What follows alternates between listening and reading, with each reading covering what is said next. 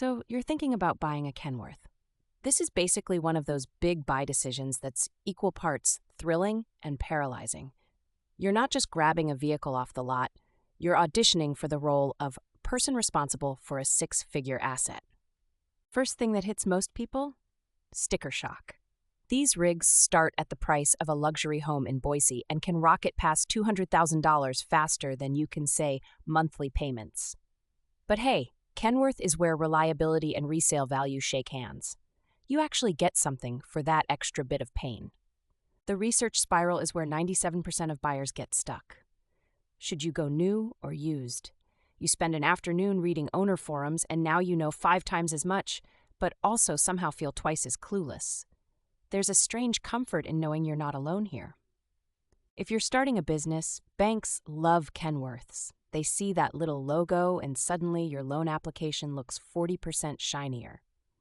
Resale value on a Kenworth can be a few thousand higher than comparable trucks after 5 years, and that's not just folklore. It's on every auction site in America.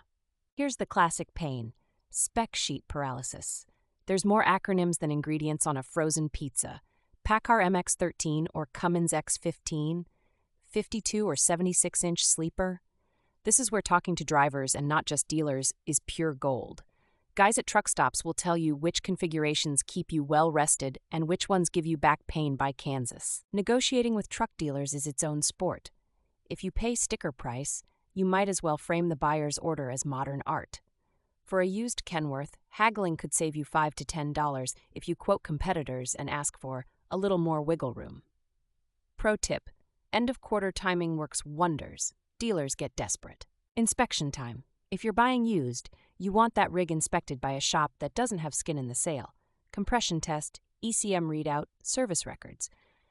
The number of lightly used one-owner trucks that are actually rolling piles of deferred maintenance is not small. Financing is strange because rates jump all over the place. Expect to put 10-20% down, especially in today's market. Some outfits will roll you in at 5%, others want 20% plus a kidney. Having a fat down payment, though? It's like a cheat code for a lower rate. Insurance is the secret budget killer. Most first-timers lowball it and then freak out when the actual quote arrives. Depending on your driving record and whether you're running local or OTR, you could be staring at $12,000 a year easy. Line this up first or risk becoming a cautionary tale. Maintenance. The old-timers say, if you can't afford an $8,000 repair, you can't afford the truck. Kenworths are famously built like brick walls, but every rig has a breaking point. Preventative maintenance contracts are a thing, and for folks with thin margins, they're often a lifesaver. The fuel math matters more than you want it to. You'll see internet comments claiming this or that model gets 7.6 versus 6.9 mpg, and yes, it adds up. Over 100,000 miles a year, that's thousands of dollars. Don't let the shiny grille distract you from aerodynamic packages that genuinely save money. Warranty terms are worth an hour of your time, not just a signature.